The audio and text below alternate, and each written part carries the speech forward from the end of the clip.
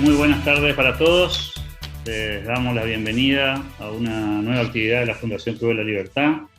En esta oportunidad con un tema que nos pareció particularmente interesante y que nace en realidad a partir de una circunstancia. Hace algunas semanas atrás, varias semanas atrás por cierto, tuve la chance de recibir la invitación del doctor Ariel Helblum, que visitaba la zona del nordeste argentino, más específicamente la ciudad de Resistencia, el pasado 27 de enero para una charla que se dio allí. Y en esa ocasión retomamos contacto porque con el doctor Helblum el año pasado tuvimos la chance de llevar adelante una actividad virtual hablando del tema Israel y Palestina. Y entonces nos permitió esto, tener la ocasión de disfrutar de un contenido muy interesante en esa ocasión, y este nuevo contacto nos permitió ahora tener la chance de ofrecer esta charla que nos parece un tema central, que lamentablemente es un tema que no pierde vigencia, que sigue estando allí en el centro de la escena y que de tanto en tanto aparece con novedades, ¿no? En este caso, cosas que han pasado durante el año, seguramente las va a comentar luego el doctor Helblum con mayor detalle como parte de la charla. Para aquellos que no lo conocen, el doctor Ariel Helblum es abogado de la Facultad de Derecho de la Universidad de Buenos Aires, dirige la oficina del Centro Simón Wiesenthal para América Latina desde el año 2015, fue miembro fundador y se desempeñó como secretario de su junta directiva desde sus inicios, representó al centro en el capítulo argentino de la Alianza Internacional para el Recuerdo del Holocausto y participó de las actividades más significativas de la oficina.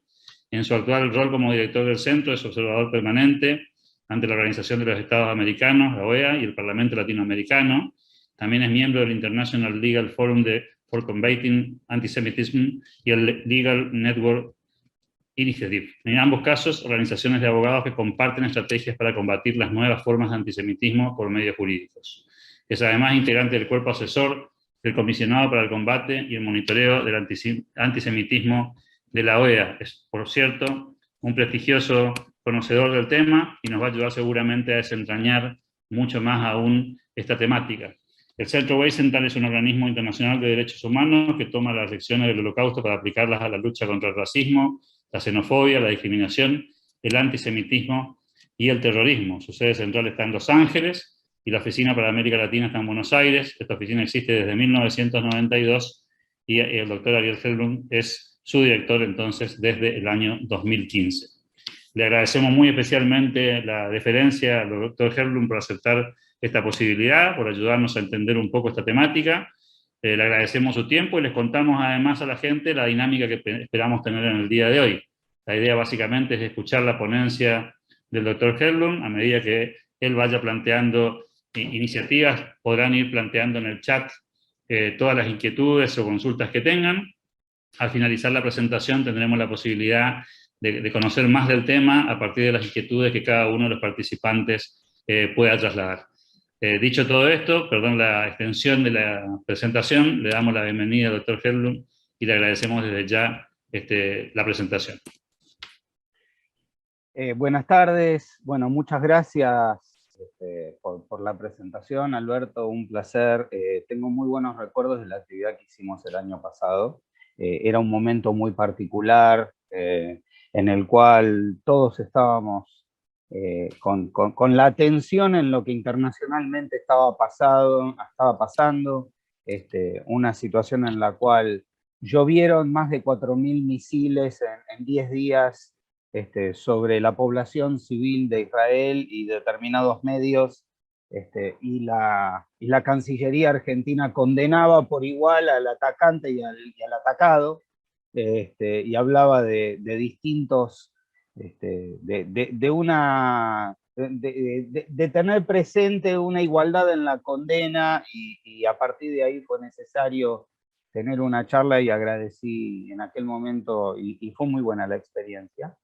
Así que cuando este año estuvimos charlando sobre este tema y veíamos en las noticias las idas y vueltas de comunicados de la Cancillería argentina pidiéndole, primero condenando a Nicaragua haber invitado a la asunción del presidente a un prófugo de la justicia argentina y no pidiendo su detención y extradición y estando presente el embajador argentino ahí. Se dio una sucesión de pases de que si no fuese tan trágico parecerían una comedia. Y queda la sensación, y quedaba la sensación, de que todavía, por lo que nosotros mirábamos en las noticias y en los diarios, no todo el mundo tiene una verdadera dimensión del conflicto que implica la presencia de Irán en América Latina. Y a partir de ahí, yo tengo una serie de, digamos, de datos o de algún comentario como para poder traer un poco más de luz sobre este tema, y por supuesto no pretendo agotar de ninguna manera el tema, que es un tema de por sí muy importante. Y es preocupante por varias razones. Estamos viviendo un momento de tensión internacional que no hay que tomarlo con liviandad. Las tensiones que se ven hoy en la frontera entre Rusia y Ucrania no son, y voy a empezar hablando de otro tema que por ahí no tiene nada que ver, pero hoy la globalización y las alianzas internacionales nos ponen ante que el desencadenamiento de un conflicto y tomar partido, o decidir no tomar partido por uno u otro, implica de qué lado uno está en un conflicto, y los aliados pueden generar un nuevo conflicto. Y esto no es extraño a la situación, porque Rusia tiene una importante presencia hoy en Medio Oriente. Estados Unidos tiene una política oscilante en Medio Oriente que tiene que ver con, como dice uno de mis jefes en Los Ángeles, durante la época de Obama, Estados Unidos se tomó vacaciones de sus políticas en Medio Oriente, y hoy la política de Biden vuelve a tener una tibieza como la que tuvo en aquel momento Obama, y está por anunciarse un nuevo acuerdo nuclear con Irán, permitiéndole que se le levanten sanciones económicas de un dinero que iba a parar a desarrollar una tecnología nuclear destinada específicamente a generar una bomba atómica, entre otras cosas.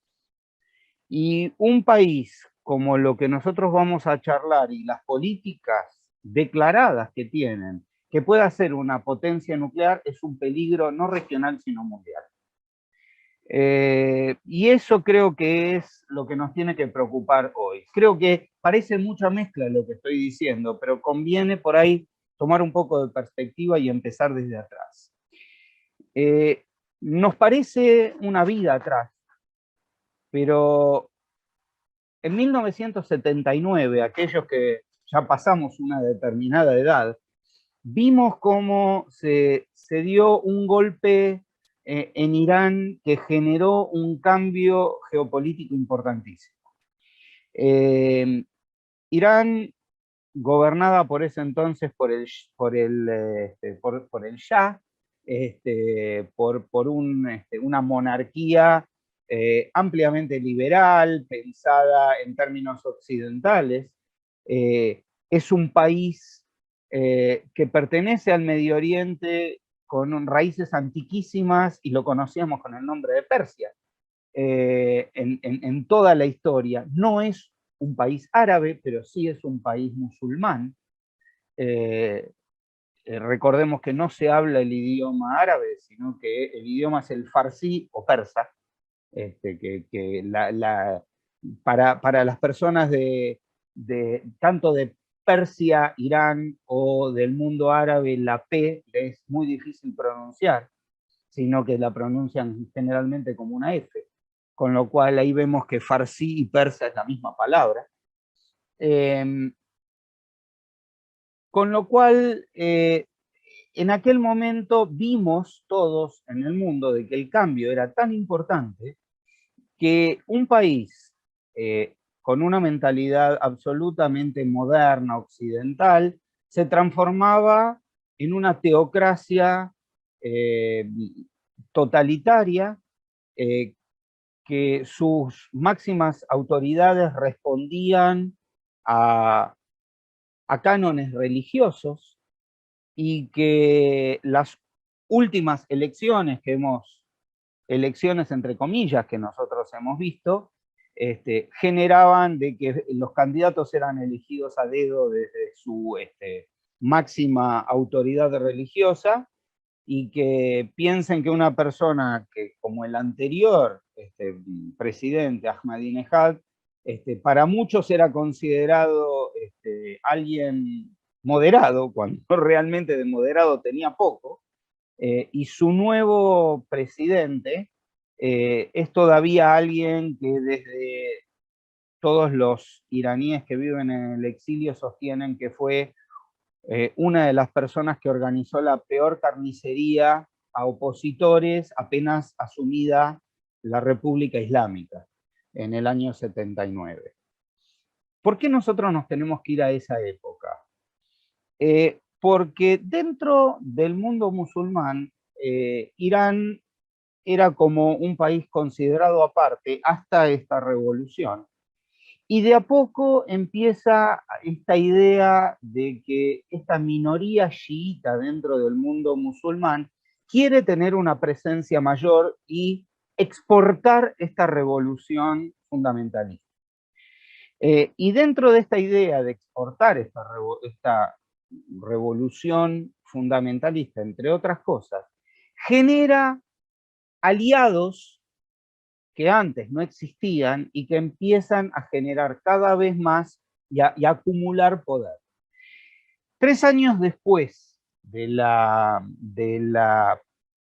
Revolución Islámica, se produce lo que todos conocemos como la Guerra Civil del Líbano.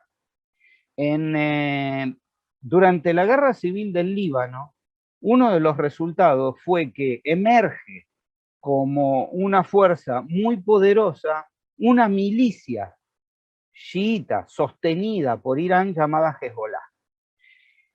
Y esta milicia que empieza a generarse, empieza a crecer en poder, tanto es así que hoy tiene, por un acuerdo tácito, 1/3 del poder nominal en el Líbano. Es decir, no puede existir un gobierno estable, a pesar de que es muy difícil, en el Líbano si uno de los 3 cargos más importantes, que puede ser presidente, presidente del Congreso y, digamos, miembro, digamos, dueños del poder en el Parlamento, si uno de esos 3 no es Hezbollah. La guerra civil generó una amplia diáspora de gente que estaba buscando algún lugar más pacífico donde vivir.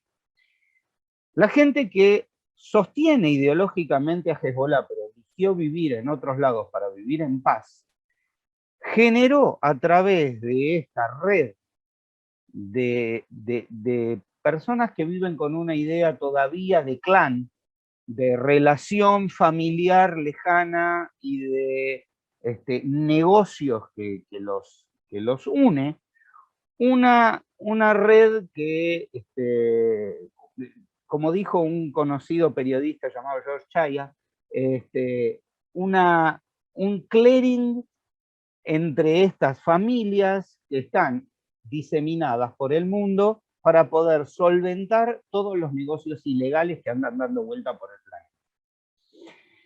Y ahí una parte importante tiene que ver con el territorio de ustedes que me están sirviendo de anfitrión. Cerca de donde ustedes están, en la Triple Frontera, se instala un primer grupo que viene desde el Líbano y que son partidarios de Hezbollah.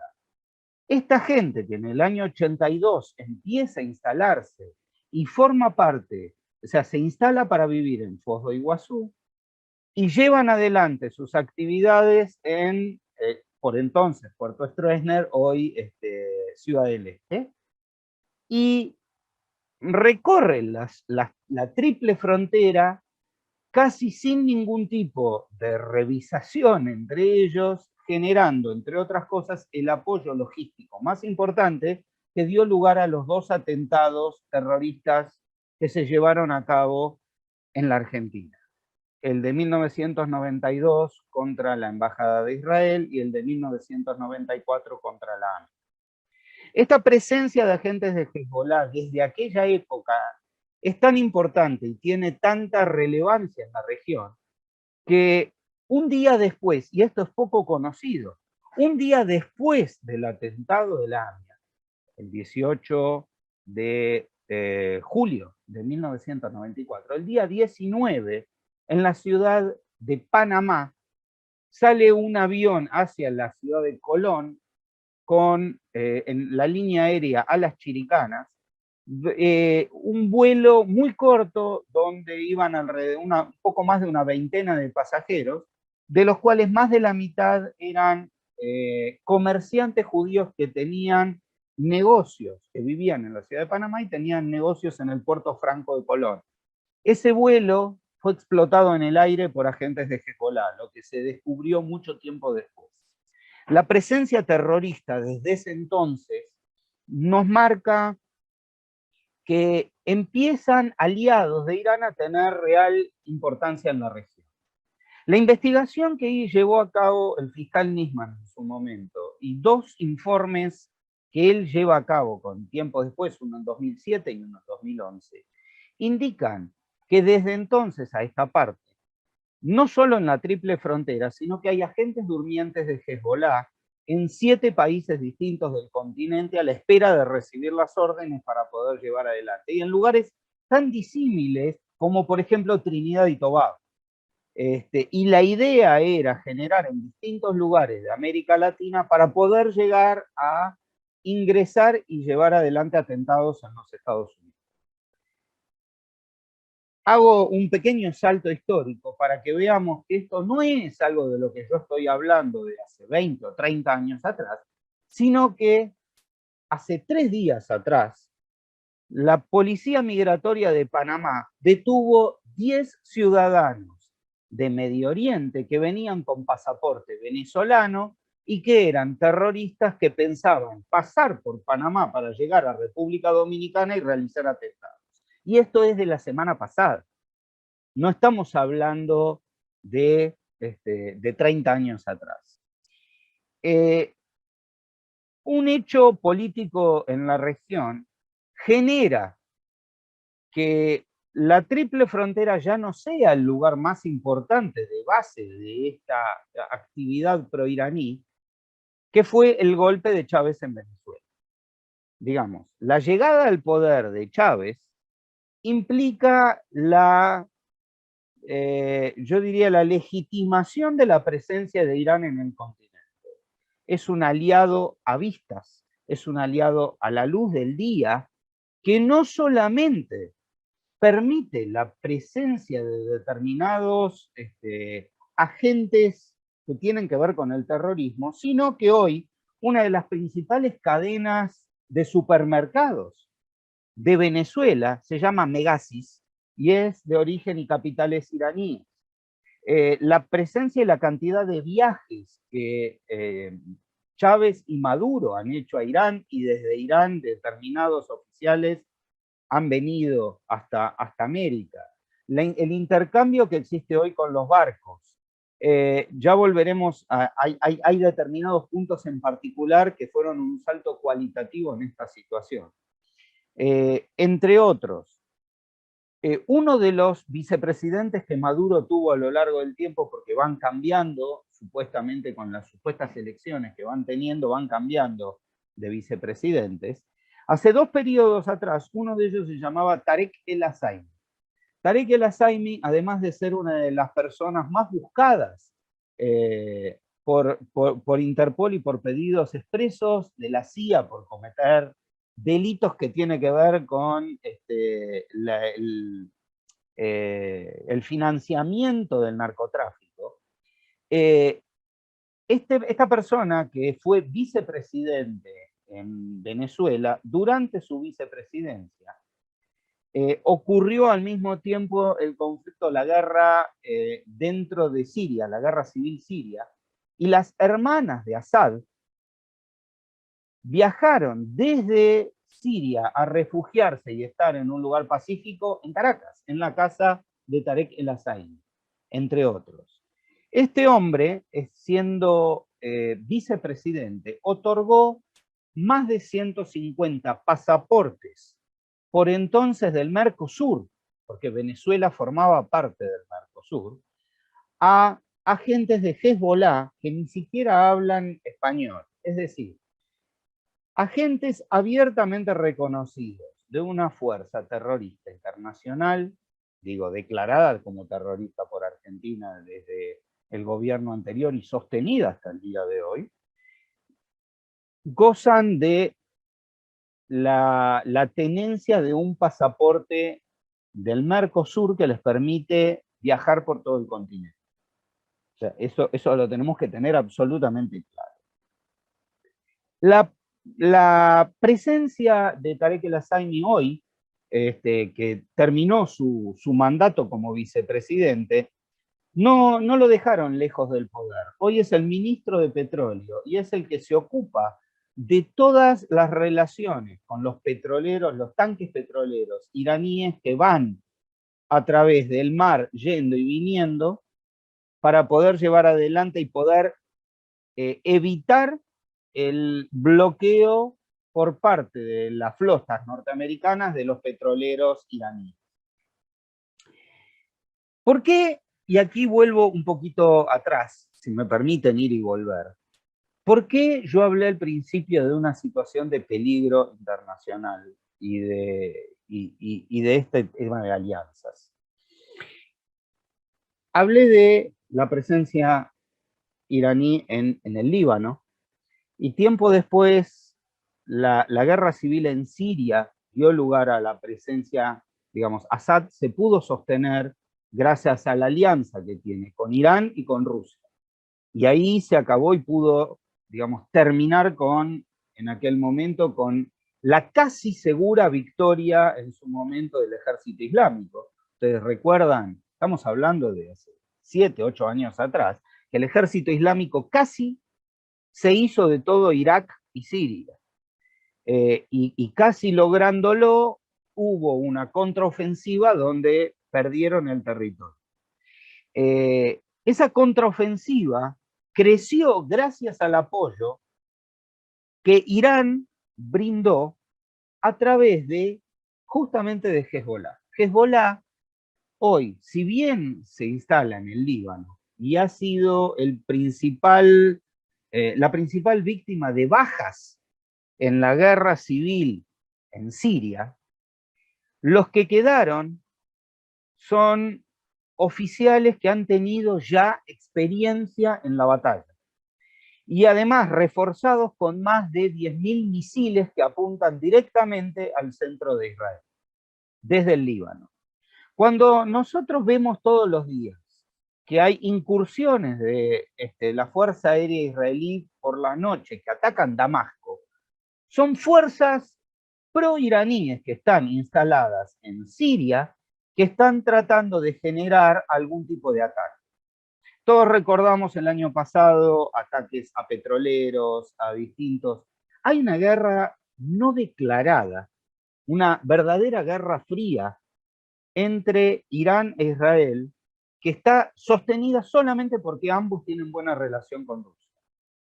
Pero cualquier chispa puede encender un conflicto mayor. Y a eso me refería cuando hablaba de que cualquier conflicto que tenga que ver con Ucrania puede o no afectar y generar un conflicto que se generaliza en la zona. No es sencillo entender Medio Oriente, hay muchas fuerzas en el medio, y voy a repetir un concepto que dejé en la charla del año pasado, pero como dice una gran filósofa contemporánea, el público se renueva, así que hay algunos que no escucharon esto.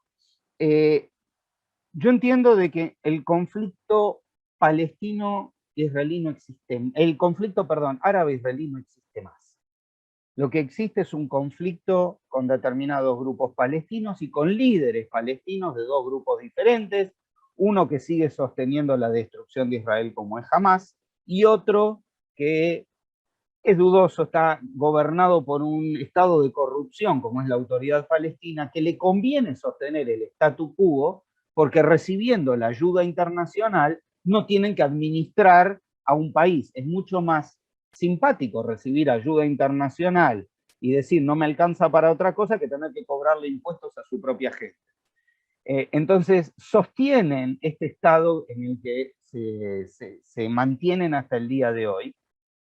Y digo que el conflicto árabe-israelí no existe más porque hemos visto que no solo ya existía la paz con Jordania y Egipto, sino que a través de los últimos 3 o 4 años, 4 o 5 países más han normalizado las relaciones. Y de continuar Irán con esta situación, es muy probable de que esta normalización continúe eventualmente con países como Kuwait o como Arabia Saudita. Hay distintas razones que implican a esto. Arabia Saudita vive del petróleo y en algún momento de este siglo el petróleo ya no va a ser el principal commodity del mundo y va a necesitar reconvertir su economía. Y tienen un enemigo en común, que es Irán. Con lo cual, el enemigo, que los dos tengamos el mismo enemigo a veces nos hace amigos. La política internacional hace estas cosas extrañas. Volviendo a nuestra región, en América, hay mayores manifestaciones de la presencia de Irán en la región. En primer lugar, bueno, hemos visto la presencia en Nicaragua, es decir, digamos, desafiando a lo que sostiene directamente una orden de Interpol, es recibido con honores uno de los vicepresidentes de Irán, buscado por el atentado al AMI. Pero esto no es la primera vez que sucede. Durante el primer gobierno de Cristina Kirchner, uno de los buscados, que hoy es ministro, se paseó por por Bolivia, y motivó un llamado de la hoy vicepresidente a Evo Morales diciendo: nosotros somos aliados y estás trayendo a alguien que yo tengo que ir a buscar.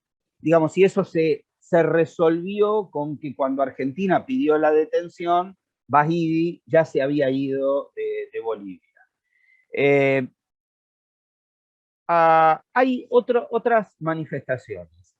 Al principio de la pandemia se presentó en sociedad un organismo extraño llamado Centro de Intercambio Cultural Iraní Latinoamericano, con sede en Caracas, que se dedicó a lo largo de todo el principio de la pandemia a generar información y a generar lo que hoy se conoce como memes o como infografías, en la cual culpaba a Israel y a los judíos por haber creado el COVID, entre otras cosas, y que al bicho o al virus hay que matarlo y que hay que vencerlo y que, entre otras cosas, si Israel o los judíos son el virus, hay que deshacerse de ellos. Cuando uno miraba quién eran la organización que firmaba esos afiches, era una que decía ababil.org.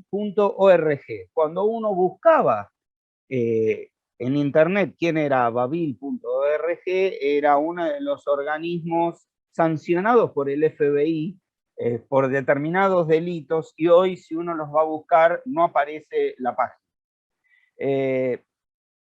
Hay otra usina de lo que hoy llamamos fake news al servicio de Irán internacionalmente, llamada Hispan TV. Hispan TV fue el elemento, entre otras cosas, utilizado por Irán para financiar en el mundo de habla hispana una presencia de noticias, muchas de ellas inventadas, que entre otras cosas fue la pantalla que permitió que el otrora líder del movimiento de los indignados españoles, gente que sostenía que nunca en su vida, por más que trabaje en el resto de su vida, iba a poder llegar a tener una casa, se pueda comprar la mansión en la que vive como Pablo Iglesias. Porque, digamos, su fuente de sustentación fue empezar a trabajar al servicio de Hispan TV. Es decir, no otra cosa que un agente de los intereses de Irán. Bueno, ¿qué decir de los vernáculos que más de una vez han salido a defender a Irán y las escuchas que podemos discutir si existió o no existió en esa famosa causa alguna traición a la patria, pero que las escuchas indican que ellos tenían y mueven intereses que no son los de la nación argentina, al beneficio de generar la política iraní en América Latina, o generar hechos como uno que nuestra institución denunció en 2013, donde en una mezquita de Flores se estaba con presencia de oficiales públicos, de gente que tenía cargos en el gobierno, pedía la destrucción del Estado de Israel y larga vida a la memoria del Ayatollah Khomeini. Hispan TV es motivo de sanciones por parte de todas las autoridades de Internet y todas las redes sociales por difundir noticias falsas. La última, pero siempre termina volviendo. Ustedes saben que estos canales, cuando hay dinero, son bajados en un momento y pueden subir cambiando determinado lugar del hosting o cambiando alguna estratagema dentro de las redes sociales. En síntesis, creo que estamos muy atentos o durante mucho tiempo estuvimos presentes en América Latina viendo cómo en la época soviética había intervenciones para poder entrar dentro de este territorio. Hoy nos preocupa qué puede suceder con ideología china, pero estamos no dándole la importancia a que una potencia, porque es una potencia hoy, como Irán, tenga intereses muy claros y concretos para poder establecerse y generar en América Latina. Con esto me parece que estamos dando un pantallazo que va a permitir hacer algún intercambio un poco más rico. Alberto, vuelvo a vos. Muy bien, muchísimas gracias, Ariel. Como arranque, es un arranque muy, muy interesante porque aportaste un montón de elementos muy valiosos, ¿no? Y que a mí me quedan un montón de preguntas para volcárselas. Les recuerdo a todos que pueden allí escribir en el chat, son bienvenidos sus inquietudes. Ignacio dice acá: entiendo que el involucramiento de los populismos de la región con el terrorismo iraní por un fin de corrupción y no por ideología. ¿Cuál sería la acción internacional para frenar el tráfico de capitales fruto del lavado de dinero originado de la corrupción, y qué responsabilidad le cabría a la corrupción en atentados terroristas? Si hay un error, pido disculpas, dice Ignacio. A ver, es muy... a ver, involucra muchas cosas.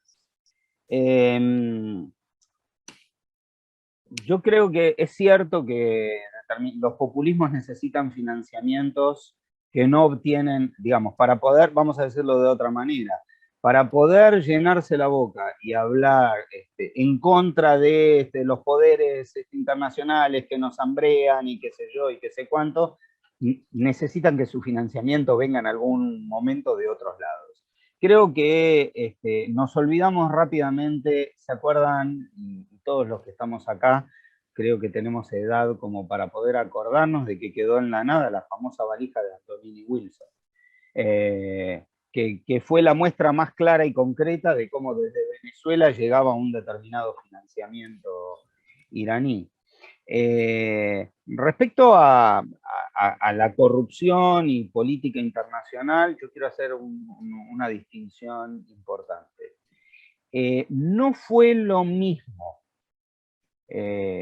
la posición que Argentina sostuvo mientras Néstor Kirchner estuvo vivo que en la posterioridad. Si bien Néstor mostró siempre cercanía con Chávez y con todo el famoso grupo del ALBA, también sostuvo públicamente de que había que perseguir justicia por el atentado a la AMIA y que, a Irán no había que perdonarse nada, y que de ninguna manera esto era un límite que él pensaba cruzar. Fíjense ustedes que las negociaciones que terminaron en la aparición del nefasto memorándum de entendimiento con Irán, que además se anunció un 27 de enero, día de recordación de las víctimas del Holocausto, lo cual era un doble insulto, con un Estado que no lo dije en la presentación, pero una parte de la política de Estado iraní es la negación del Holocausto y la burla del Holocausto. Desde Irán se organizan concursos de historietas y de dibujos que ridiculizan la situación del Holocausto, entre otras cosas. Y 2 veces lo ganó un brasilero llamado Latuf, que realmente son espantosos, no podemos llamar que son obras de arte, las barbaridades que este hombre dibuja. A ver, creo que me fui de parte, voy a buscar de vuelta, pero me parece que, por supuesto que todo lo que tiene que ver con la corrupción, y a eso me refería, que el ejemplo claro de la valija de Antonini Wilson, pero bueno, está claro y no lo dije en la presentación, porque me parece que es de una obviedad enorme, pero lo agrego, de que en Irán y en una reunión llevada a cabo en Teherán, se decidió llevar adelante los atentados. Es decir, la política de llevar adelante los atentados, y por eso es que se están buscando a estas personas que se están buscando. Yo, si es por ideología o no, no lo sé. Pero desde el lado de Venezuela esta ideología ya fue abrazada. Es decir, hay ruptura de relaciones con Israel, sostenimiento, la comunidad judía que otrora en Venezuela era importante, hoy tiene menos del 25% de lo que tenía. Mucha de la gente se fue por hostigamiento, por tipo de política, etc. Así como hubo un éxodo venezolano hacia todo el continente, particularmente dentro de la comunidad judía de Venezuela, el éxodo fue mayor. A ver, acá preguntan cómo cree que está actuando el gobierno argentino en control de tránsitos a las fronteras. ¿En serio me están haciendo la pregunta? Yo creo que todos sabemos cómo funcionan estas cosas. Todos, medianamente, cuando fuimos de viaje o lo que sea, de una u otra manera vivimos alguna anécdota que tiene que ver con nuestras entradas y salidas. Y ya no estoy hablando solamente de los aeropuertos, estoy hablando de ustedes tienen cerca las fronteras y saben si existen o no existen controles y verdaderos controles. A ver, tiene que haber una identificación entre corrupción y terrorismo como política internacional. Bueno, esto, Ignacio, no es una pregunta, es una afirmación y por supuesto estoy de acuerdo con eso. No tengo mucho para contestar. De las declaraciones de Iván Duque respecto de Irán.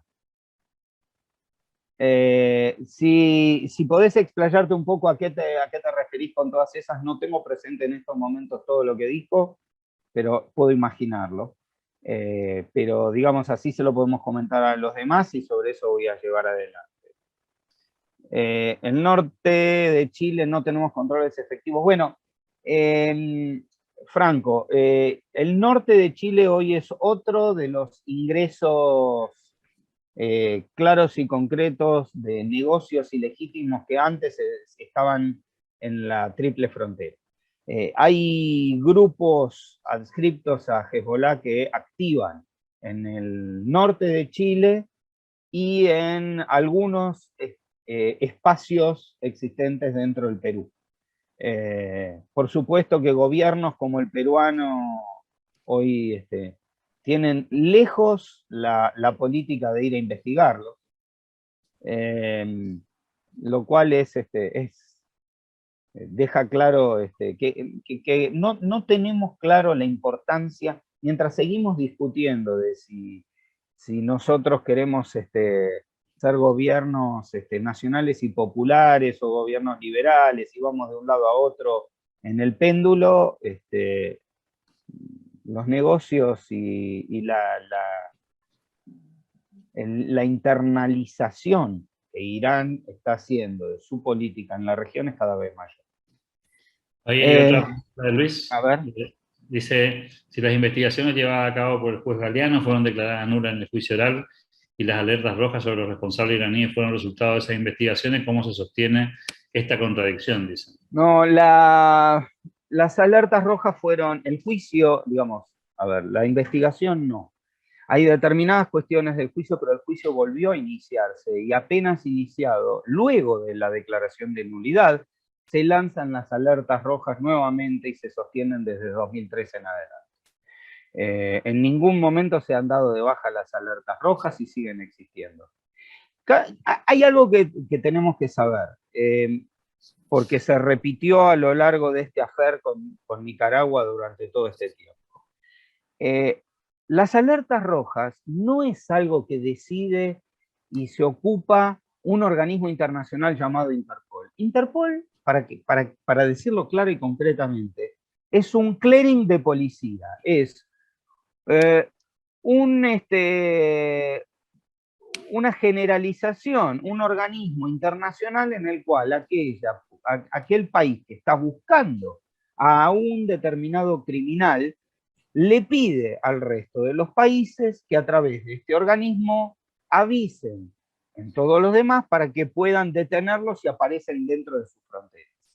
En el año 2018, cuando se cumplieron 24 años del atentado, hicimos el Centro Wiesenthal, junto con la Oficina de Europa, hicimos un acto en la Cámara de los Lores, que yo lo tengo muy guardado como uno de los hitos en mi carrera, porque la verdad que haber podido exponer en semejante situación en la Cámara de los Lores me permitió hablar de cómo están dadas las situaciones y cómo estaban las causas.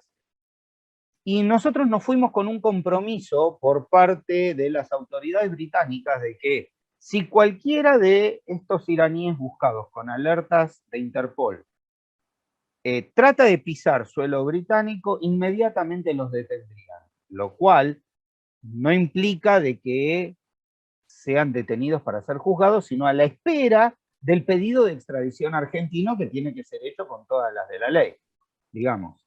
Y que cuando se llega al pedido de extradición tiene que estar bien hecho. Y la verdad, yo a veces tiemblo de pensar de qué sucedería si efectivamente podemos llegar a detener en algún lado a alguno de estas personas y nuestros oficiales judiciales o de Cancillería son los que tienen que llevar el pedido de extradición. Tiemblo de pensar de que en algún momento por algún error procedimental se nos escape. O que por llevar adelante el juicio en el cambio de algún fiscal, nosotros ya sabemos lo que sucede últimamente en el ámbito de la justicia.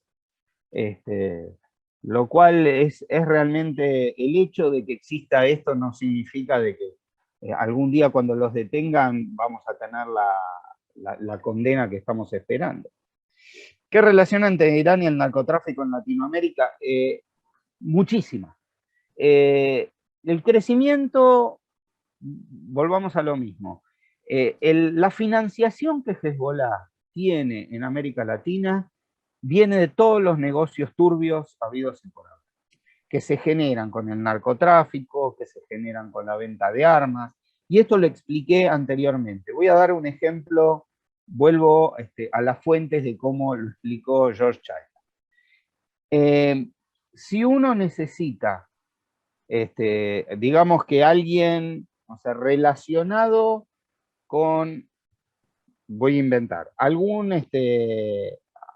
alguna familia de la mafia en Italia y quiere llevar adelante una exportación o llevar algo a través de determinadas personas, las relaciones que existen de clan entre determinadas personas de Hezbollah que están acá y que están en Italia, permite la financiación y el tráfico de financiar esa operación de una forma que de otra forma no se podría hacer.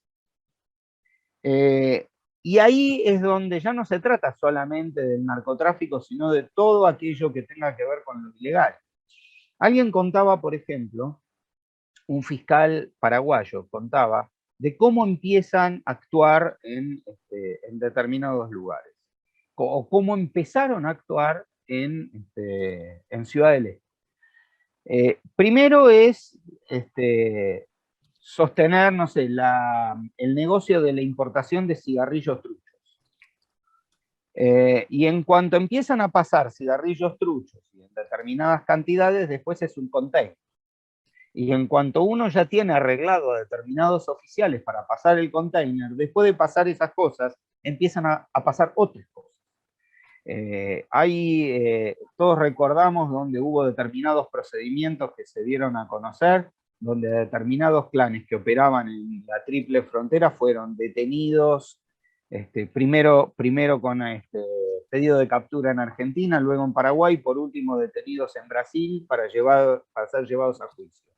Pero este es un caso, y nosotros tenemos a la vista de que esta operación se desarrolla todos los días con miles de operaciones cotidianas.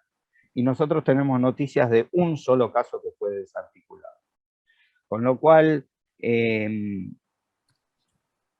cuando uno habla de Hezbollah, habla del apoyo directo de Irán, porque, digamos, el fin final que Hezbollah tiene es sostener la revolución islámica que Irán tiene por detrás. Es el proxy más conocido, digamos. Hoy tenemos otros que son los hutíes en Yemen, por ejemplo. Hace unos días atrás, ustedes van viendo, si siguen las noticias, llama la atención cómo hay determinados misiles que se disparan desde Yemen hacia Arabia Saudita o hacia los petroleros que están pasando tratando de pasar por Suez o por el Golfo. Hace un tiempo, hace una semana atrás, el presidente de Israel fue a visitar Emiratos Árabes, hoy que tienen relación, y fue llevado a custodia el presidente porque se disparó un misil desde Yemen mientras el presidente de Israel estaba en Emiratos Árabes. Es decir, esta actividad de esta guerra no declarada se lleva adelante en todo momento, y la tenemos a la vista y se ve en este tipo de cuestiones. Se financia, entre otras cosas, con este tipo de actividad aquí en la región.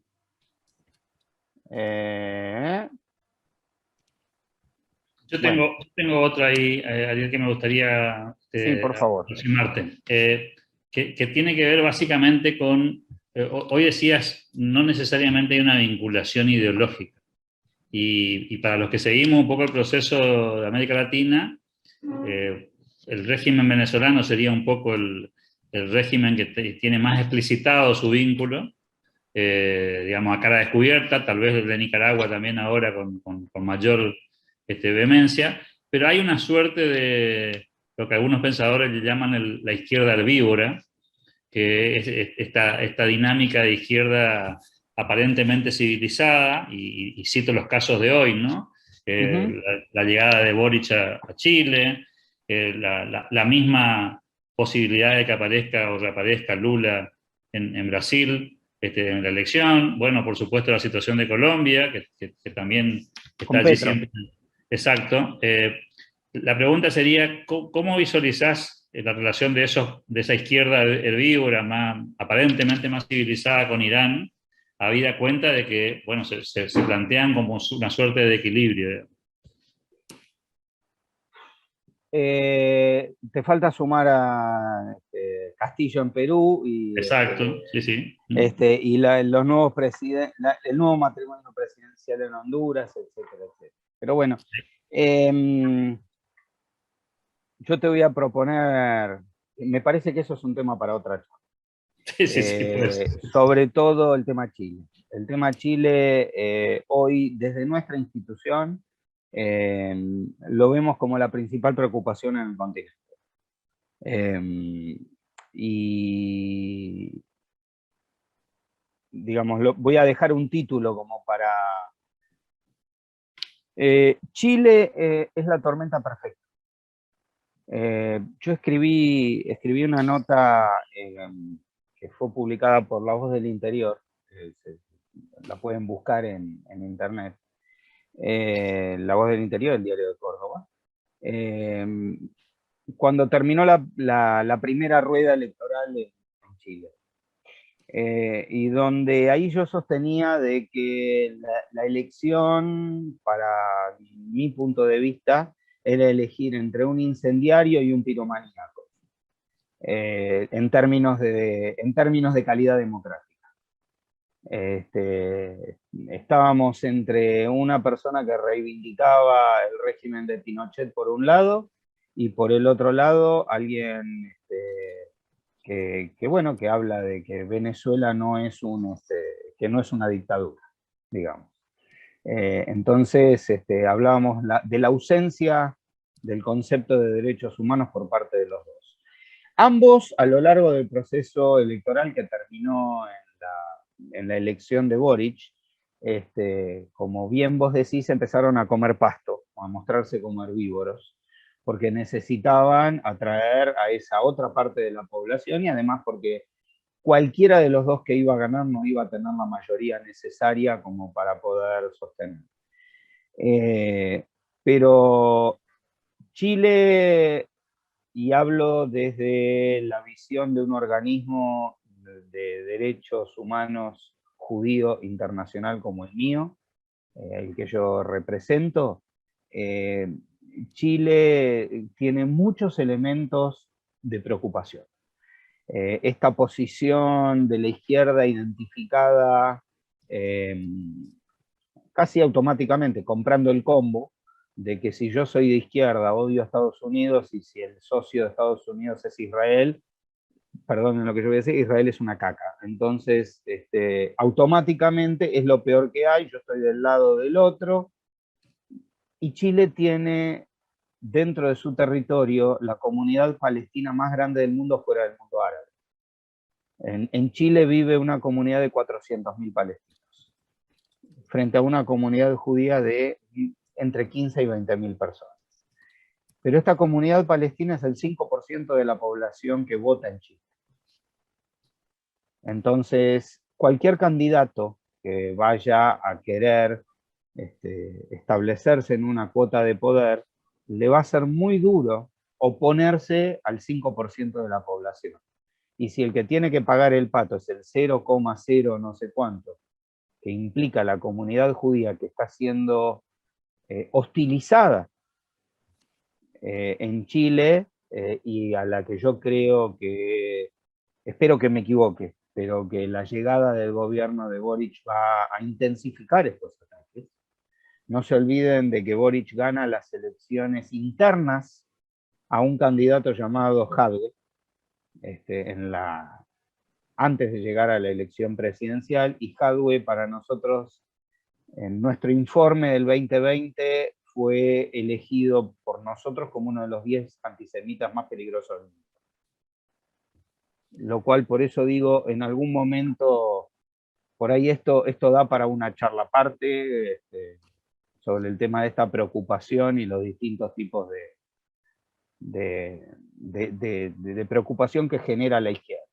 Yo siempre sostengo que a veces cuando dicen que nosotros luchamos contra el antisemitismo, entienden que antisemitismo es igual a nazismo y que solamente esto viene desde la derecha. Yo me lo has escuchado decir más de una vez, que sostengo que el odio es ambidextro, que hay odio desde todos lados y que no es solamente desde desde la ultraizquierda, desde la ultraderecha donde viene el odio. Y nos toca ver los determinados disfraces que hay en todo momento. Hay dos comentarios acá que no quiero dejar de transmitirte antes de concluir. Dice, Sí. bueno, Emma dice, perdón por mi ignorancia, ¿es solo ideología o es tratar de imponer el islamismo en el mundo?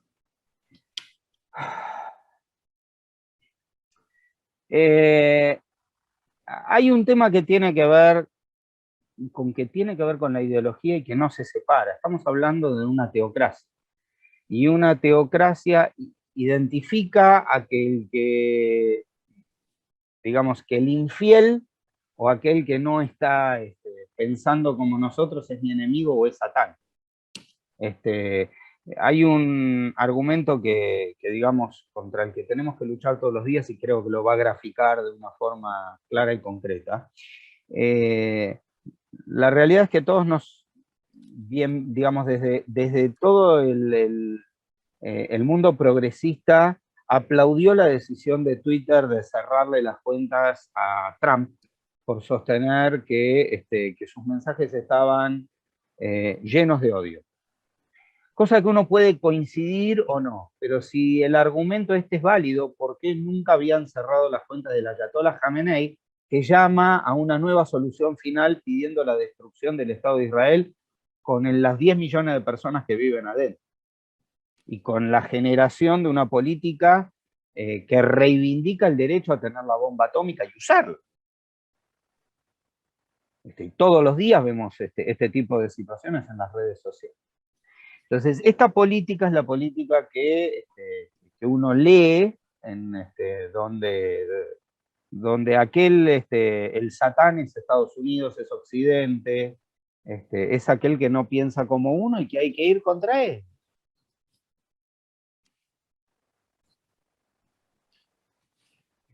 Está clarito ahí, Ariel, una última inquietud y después te voy a pedir un cierre. Bueno, acá uno de los participantes dice, lamentablemente la izquierda chilena piensa así tal cual como vos decís, a eso hay que sumarle la fuerte propaganda pro-palestina que hay aquí, se refiere a Chile, y Franco complementa diciendo, Jadwe es incluso alcalde de una comuna en Chile, miembro del Partido Comunista.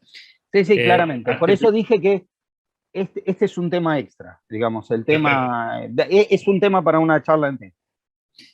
Te pido un cierre, Ariel, y te pido que en el cierre también nos ayudes a orientar para aquellos que tienen ganas de buscar más información y que quieren seguir un poco la actividad del centro en América Latina. Me gustaría que nos des las coordenadas para que aquellos que estén interesados tengan manera también de continuar informándose sobre esto a través de las redes sociales de ustedes y la página web del centro. Te agradezco. Nuestra página centrovicental-latam.com. Ahí pueden suscribirse al newsletter y recibir nuestra información. Estamos en Twitter como @CSWLatam, que es Centro Simón Vicental Latam. Centro Simón Vicental Latinoamérica en Facebook. Estamos en Instagram, @CSWLatam. Es decir, estamos en todas las redes y con gusto aquellos que puedan seguirnos van a estar al tanto de todo lo que nosotros desarrollamos habitualmente. Agradezco, Augusto, ponete en contacto con nosotros a través de alguna de las redes y vamos a seguir la charla con nosotros. Como bien lo explicaba Alberto, bien, somos una ONG y como ONG independiente vivimos solamente, no aceptamos aportes estatales y digamos, y vivimos de lo que la gente cree que hacemos bien. Les voy a poner acá la página. Y me permito comprometerte, Ariel, y además aprovecho para agradecerte el esfuerzo, la generosidad por permitirnos conocer de primera mano esta dinámica. Este es no es un año más para la Argentina, se cumplen otro aniversario más de 2 atentados, pero en uno en particular un número que seguramente va a invitar a la reflexión por la cantidad de tiempo que ya ha pasado y por la falta de respuesta que todavía tenemos los argentinos respecto a lo que pasó en los atentados, ¿no? Y seguramente eso también nos va a llevar a volver a conversar muy pronto. Así que más que agradecido, Ariel, ¿eh? No, el agradecido soy yo porque, digamos, si nos van a seguir, van a escuchar de que hay varios de estos temas que el mismo 17 que se cumplen 30 años del atentado, nosotros vamos a hacer una actividad especial, una charla que va a ser transmitida por YouTube. El día 31 de marzo vamos a tener una charla con 15 veteranos de Malvinas que les tocó vivir en forma personal y que también van a poder seguirlo. Actividades que algunas les interesarán más que otras, pero creo que este contacto, y esto sí me sirve como cierre, este intercambio con esta institución, con la Fundación, creo que es muy rico porque, digamos, representamos dos instituciones que buscan abrir la cabeza y pensar un poco más, poder generar, salir de lo que uno lee ya masticado en determinados medios, que viene con una cuota de ideología encima, que por supuesto lo que decís vos y lo que digo yo también viene con una determinada ideología, pero nos permite fundarlo y debatirlo y llegar, en tu caso, a mucha de nuestra gente y desde nosotros a toda la gente que habitualmente lo sigue a ustedes. Y creo que, si bien no siempre compartimos todo, sí compartimos lo más importante, que es reconocernos con derecho en la diversidad y disfrutar de lo que el otro tiene para decirnos, que siempre es enriquecedor. Con lo cual, bueno, quiero que eso sea mi cierre y te dejo a vos, Alberto, agradeciéndote nuevamente la invitación. No, nosotros somos los agradecidos, Ariel, siempre clarificando ideas, aportando información. Estos son temas que habitualmente son difíciles para mucha gente, para muchos de nosotros acceder, porque la información que está en las redes es difusa, incompleta, sesgada, como bien planteaba, y a veces no se escuchan todas las campanas, y es un tema sensible, por otro lado. Así que, nuevamente, el agradecimiento a vos, al centro, y por supuesto a todos los amigos que nos acompañaron hoy, que seguramente después podrán ver la publicación en el canal de YouTube, que seguramente también vamos a compartir con el centro para que tenga mayor difusión. Así que, nuevamente, gracias, y será hasta un próximo encuentro, Ariel. A todos ustedes, gracias, Alberto, nos vemos.